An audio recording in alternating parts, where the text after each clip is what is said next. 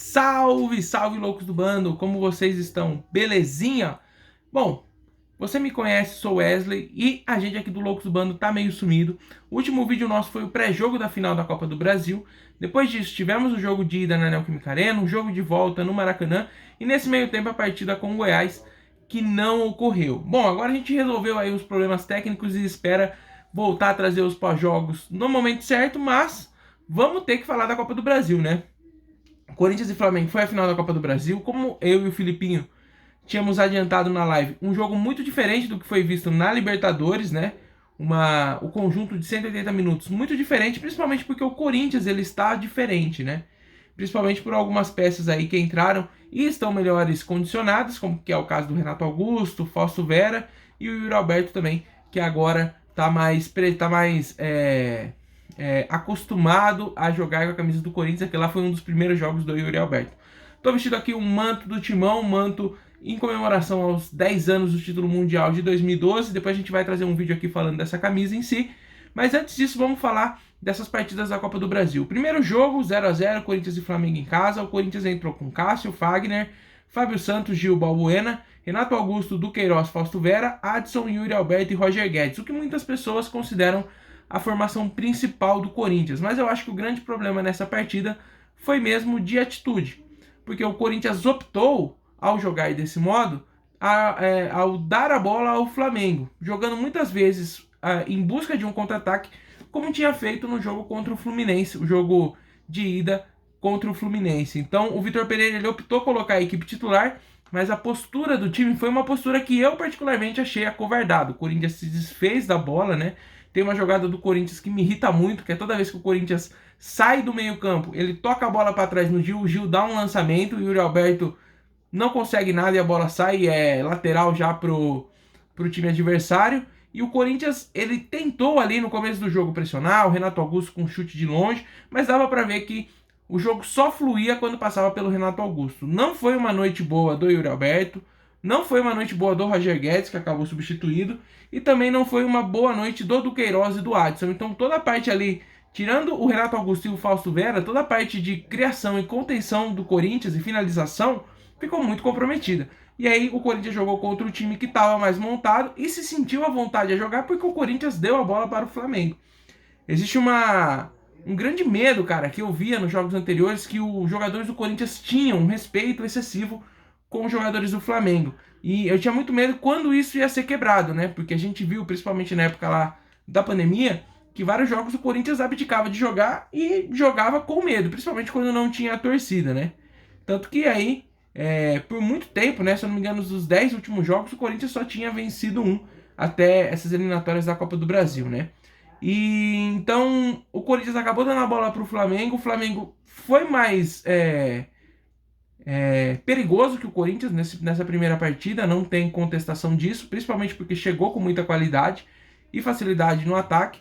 Então você vê, o De Arrascaeta, ele conseguia flutuar ali, mesmo não estando em condições físicas ideais, o Everton Ribeiro conseguia levar 1 e 2 na marcação, e o Corinthians sofria. Principalmente porque quando a bola chegava no Yuri Alberto, ou ele estava muito para o meio campo, ou ele não conseguia acionar nenhum dos pontas. Roger Guedes sumido do jogo e o Adson simplesmente sentiu, né?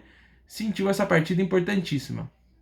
E aí o outro fator que aconteceu nesse jogo que foi muito interessante foram as substituições. Todo mundo estava criticando o Duqueiroz e o Adson, e as duas primeiras mexidas do VP foram para tirar o Renato Augusto e o Roger Guedes. Na hora todo mundo ficou indignado, cara. Como assim emitir o Renato Augusto e o Roger Guedes? O Corinthians precisando melhorar.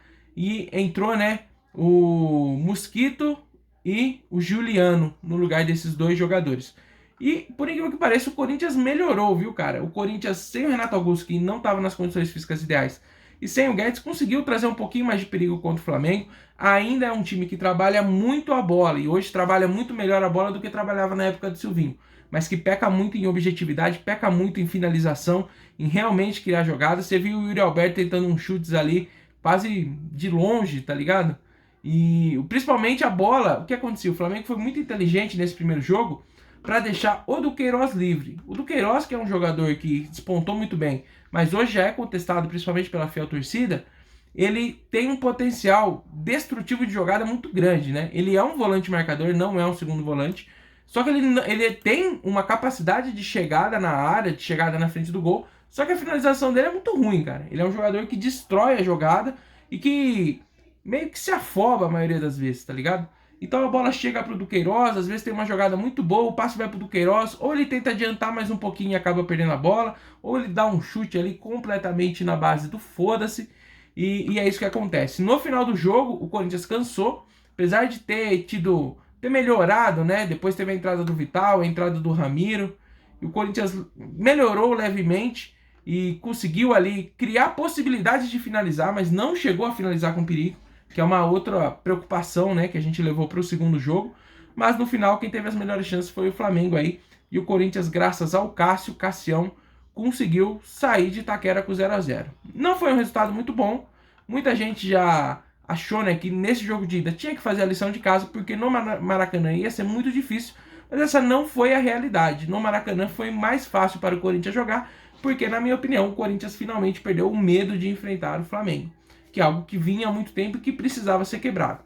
Então o Corinthians foi para o jogo do Maracanã com uma estratégia diferente. O Vitor Pereira colocou uma linha de 5. Então o time jogou com Fábio Santos, Balbuena, Gil, Fagner e Piton. Jogou com 2 laterais esquerdos. No começo, eu achei que essa estratégia do VP seria um 3-5-2, com o Piton e o Fagner mais adiantado. Mas com o decorrer da partida deu para ver que era um 5-3-2 mesmo. Esses jogadores acabavam ficando assim, nas 2 primeiras faixas do campo. O Piton, quando pegava a bola, estava ali na segunda faixa ainda do campo do Corinthians, né, o campo de defesa do Corinthians, então não estava jogando como um extremo, né? E aí depois veio o meio com o Renato Augusto, Fausto Vera do Queiroz, Yuri Alberto e Roger Guedes. E o jogo, que era difícil, se desenhou muito ruim quando aos 7 minutos o Flamengo abriu o placar. O Corinthians começou a tomar conta do meio campo, o Renato Augusto estava mais inspirado, tá, nessa partida, e conseguiu gerar boas chances para o Corinthians. Fagner também estava bem solto e chegava com qualidade no ataque, mas aos 7 minutos o Flamengo foi lá e fez um gol. Com um pouco de liberdade que teve, o Pedro ali acabou recebendo um toque. É assim, né? O Flamengo, ele é um time muito entrosado. Eu discordo quando falam que o Flamengo é imbatível, que é o melhor elenco, que é impossível jogar contra o Flamengo sem se defender, né? Mas o fato, né, é que o ataque do Flamengo é entrosado e com poucos passes eles criam condições de finalizar. Isso é um fato, não tenho o que falar. E foi isso que aconteceu aos 7 minutos, quando o Pedro acabou fazendo o primeiro gol. O Corinthians continuou o primeiro tempo se defendendo bem, não chegou a criar chances, não chegou a realmente assustar o Flamengo. E isso ocorreu principalmente pelo Roger Guedes, tá, cara? Essa partida contra o Flamengo de volta foi um dos piores jogos do Roger Guedes com a camisa do Corinthians, na minha opinião. Ele recebeu um excelente passe do Duqueiroz e não conseguiu fazer o domínio. Ele acabou sendo encurralado mesmo pela defesa do Flamengo, não foi bem. O Yuri Alberto também não estava numa noite boa. Então aí, ó, nas 2 finais a gente não teve os 2 jogadores de ataque tecnicamente mais importantes conseguindo jogar, não conseguiram jogar bem. O Yuri Alberto, achei que foi muito displicente nas finalizações, tava parecendo do Queiroz, chutando de qualquer lugar.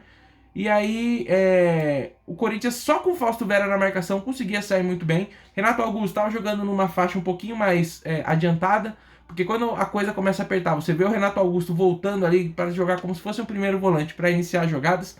Dessa vez estava um pouco mais para frente. Fausto Vera estava bem na marcação. Do Queiroz ainda estava destoando um pouco, ainda estava levando umas bolas nas costas, correndo muito mais do que o necessário, mas estava melhor do que foi na partida de ida. E o grande problema do Corinthians para mim foi o ataque, né, cara? Tanto que no resto do primeiro tempo, o Flamengo chegou mais uma vez em um gol corretamente impedido, tá?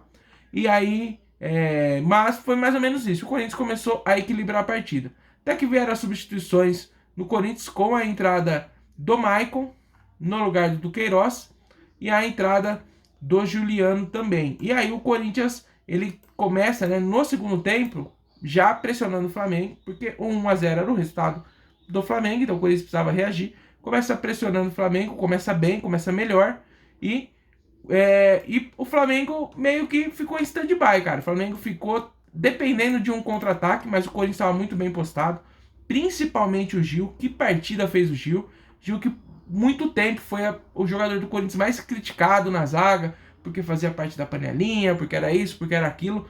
Fez uma partida excepcional de volta, não perdeu uma antecipação. Jogou muito bem, muito bem. Tinha muita velocidade para recompor quando o Corinthians estava no ataque, né? E o Corinthians foi começando a tomar conta do jogo. Tomou conta do meio campo, começou a equilibrar a posse de bola, a partir do momento onde passou o Flamengo em posse de bola. O Corinthians chegou uma hora do jogo que teve 8 escanteios a favor contra nenhum escanteio do Flamengo. Aí também teve um problema, né? Que eu não sei se o Renato Augusto estava sem perna, o que aconteceu. O Corinthians desperdiçou os 8 escanteios que teve aí. Na verdade, todos os escanteios que teve na partida. Deixa eu ver aqui quantos foram. 9 escanteios, o Corinthians desperdiçou os 9. Não foi bem nenhum dos 9. Mas você vê que o Corinthians começava a dar sinais de dominância no campo. E aí ficava naquele negócio, né? Ou o Corinthians faz o gol ou o Flamengo mata o jogo. Até que o Juliano conseguiu fazer o gol aí de empate pro Corinthians. Uma jogada... O Corinthians, assim, cara, ele rondeava muito a zaga do Flamengo, mas normalmente tocava para trás. Até que teve duas chances, né? Uma delas foi o Adson, que entrou bem melhor nessa partida do que jogou na partida anterior. Deu uma driblada lá, fez uma jogada um pouquinho diferente, que fugia do rotineiro, fugia daquele passe telegrafado, encontrou o Roger Guedes, a bola foi em muita velocidade, mas o Roger Guedes perdeu o gol, não tenho o que falar. Felizmente o Roger Guedes aí fez mais uma partida abaixo e perdeu esse gol de empate. E aí, depois, deixa eu pegar o tempo aqui, que foi o gol do Juliano, aos 82 minutos, faltando 8 minutos para acabar o tempo regulamentar, a bola foi cruzada na área lá, o Fábio Santos desviou, o Adson brigou, sobrou pro Juliano, que chegou no seu 5º gol da Copa do Brasil, empate, Corinthians com condições totais de virar a partida e dando aquela esperança que seria campeão, né, cara? E aí o que aconteceu foi que os sinalizadores da torcida do Timão apareceram, né? Já é de praxe que no final do jogo a torcida do Corinthians acende sinalizador e o jogo é paralisado, mas dessa vez foi mais um episódio onde o Corinthians, tendo possibilidade de virar o jogo, acabou esfriando, né? Enfim, o jogo foi para os pênaltis, a nossa esperança estava no Cássio. O Cássio defendeu a primeira cobrança do Felipe Luiz. Parecia que o Corinthians começou a cobrar muito bem, né? Os jogadores do Corinthians bateram muito bem os pênaltis. Renato Augusto, o próprio Fábio Santos, até que chegou na cobrança do Fagner, onde o Fagner errou. E aí o Flamengo tirou a vantagem que o Corinthians tinha nos pênaltis. E aí nas alternadas, Matheus Vital errou e o Rodinei fez, fazendo o gol aí para o Flamengo, que acabou dando o título. Cara, se falou muito sobre o sentimento depois dessa partida, cara, e vou confessar para vocês que foi difícil de engolir, né? Porque foi um roteiro muito bonito do Corinthians na Copa do Brasil, venceu o Santos, atropelou o Atlético Goianiense, foi muito inteligente contra o Fluminense e chegou na final com muito mérito, né, cara? E esse mérito foi recompensado, porque o Corinthians foi vice-campeão, conseguiu ali uma boa premiação e tudo mais, mas fica um gosto de que poderia mais, né? O Corinthians tinha condições de trazer o título para casa, jogou para isso, não tem aquela história de jogou de igual para igual, que o flamenguista, né, o terraflanista adora falar. O Corinthians foi extremamente superior no segundo jogo. Eu vi até comentaristas falando que se pensar nos 4 tempos, é complicado, né? Porque falam que o Flamengo foi melhor em 3. Eu discordo completamente. O jogo foi bem parelho em 2 tempos, o Flamengo foi melhor em um dos tempos e o Corinthians muito superior ao Flamengo no último quarto aí dessa decisão. Então acho que o Corinthians fez por merecer esse título. Se trouxesse para casa ia ser um caminho muito bonito, mas não foi dessa vez. Me lembrou muito 2008, quando o Corinthians estava também em reconstrução, acabou perdendo a final da Copa do Brasil pro Sport. Fiquei extremamente puto ali, foi um dos dias mais frustrantes. E esse dia também do Corinthians e Flamengo foi frustrante e especial, porque foi no dia 19 a final e no dia 20 foi meu aniversário, então achei que eu faria 29 anos como campeão, mas não foi dessa vez. Enfim, pessoal, não é terra arrasada, tá? O Corinthians, ele muito rapidamente se transformou em um time que sofria para ganhar do Globo e passou para um finalista de Copa do Brasil que merecia o título, e esse processo de construção tem que continuar. O Corinthians ele aproveita muito bem as opções de mercado, tem uma comissão técnica qualificada, então assim, seguindo nessa linha, podemos esperar o time melhorando gradativamente e voltando a disputar, né? Porque a grande verdade é que faz quanto tempo que a gente não esperava assim uma grande finalíssima que o Corinthians estava envolvido. Então, pessoal, é isso. Hoje tem Corinthians e Santos na Vila Belmiro, não sei porquê, porque a Vila Belmiro deveria estar interditada depois do último Corinthians e Santos pela Copa do Brasil, mas o Corinthians vai lá, vai descer a serra e vai em busca de mais uma vitória. Valeu, pessoal, tamo junto, vai Corinthians sempre, fica de olho no Loucos do Bando, que os pós-jogos voltarão aqui pro canal, fechou? Valeu, é nóis!